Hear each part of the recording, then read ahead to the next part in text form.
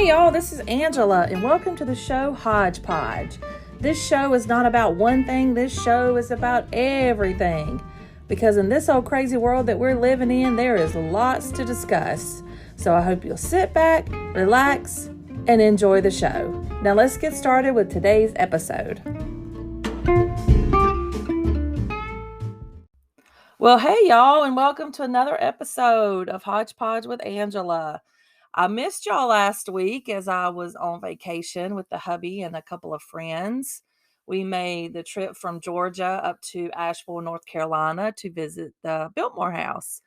And we had a fantastic time. We laughed, we ate, we sampled some good wine, and just had good fellowship with our friends and got to see some beautiful Christmas decorations. So if you've never made a trip to the Biltmore House and you can do it, I highly recommend it.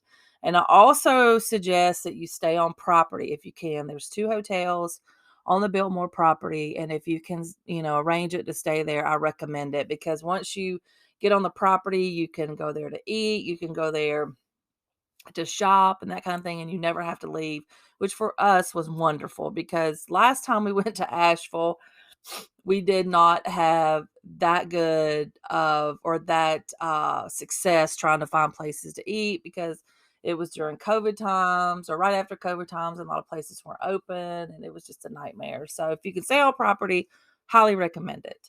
But that's not the point of the podcast. The point of the podcast today is to talk about when I am truly, truly happy.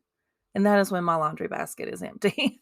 Now, I say that as a joke because I was thinking this morning as I was getting coffee and as I had gotten dressed and everything, that I am probably the happiest I've ever been in my life. Now, I do have a lot of things that cause me anxiety and things like that, but for the most part, I've never been as happy as I am right now. Yes, I have some weight to lose. Yes, my hair is not the way I want it to be. Yes, my dogs drive me crazy. Yes, my husband drives me crazy. But, I think that's just part of life. And now they're going to start barking because they heard the laundry man. But, I mean, not the laundry man. Lord have mercy, the garbage man. But I am truly the happiest I've ever been. But I'm going to tell y'all, that daggum laundry basket stresses me out. And I don't know if it's truly laundry or the fact of just being overwhelmed with housework in general, because I kind of keep my house pretty clean.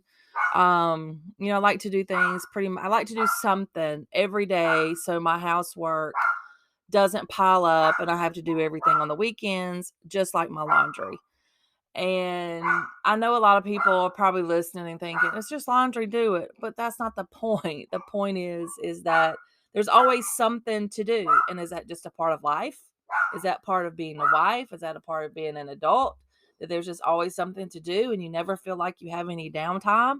That's the way I feel a lot of times. And I refuse unless I have to, is to do any housework on the weekends. The weekend is so short. And Sunday is the Lord's Day. So on Sunday, it's Sunday school and it's church and it's dining out with hubby B and, doing things that maybe we want to do, like the movies or something. So Sunday's gone. So I don't really do anything on Sunday. I try not to do any housework. And Saturday right now is football season. So my weekends are booked and I don't want to do any housework. But come Monday, go in there, I see that daggum laundry basket or those laundry baskets, and I feel like I lose all control. And I don't know why. And I don't know if you guys have some tips you can share. But one thing I'm going to start doing, and I talked about this in another episode where I was talking about saving money and that kind of thing, and how I'm tracking my money spent and that kind of thing. I also, in the planner that I mentioned in that episode, this planner also allows you to check off items or check off tasks that you do in your house, like cleaning out your refrigerator or making the bed or changing your sheets or vacuuming the floors. And I know a lot of people probably think, well, that's just, common sense things. You got to vacuum, you got to sweep, you got to mop, but I don't know if you guys are like me, but if you can check it off, you feel like I've accomplished something. If you have that check off list and you can check that task off, then you feel good because you've done something. You've removed a task from your to-do list. And I feel good when I can check something off. So that leads me to something new with not only saving or trying to save money in 2023 is to become more organized and try to get myself back on a schedule. And what I mean by that is get my tail up earlier in the mornings than when I have to go to work. Years and years and years, 4 years and years and years, I got up early every single morning to go to the gym, and in some cases, I was at 3:40 in the morning because I worked in downtown Atlanta. I had to get up, go to the gym because that's when I was, working out to compete as a fitness competitor, so I was getting up, going to the gym, coming home, showering, and going to work. I lived an hour away at a minimum or as far as traffic, and then, I'd work all day and then I'd come home and then I'd get up the next morning and do it again. And I did that for years and years and years, got up that early. And now when it's time to get up out of bed, I don't want to get up out of bed. I want to stay in the bed because I feel like I've earned that the right to stay in bed that extra minute. But I don't know if that's causing me the stress because I wake up and it's like, okay, I can't hit snooze anymore. I got to get up and I got to get going.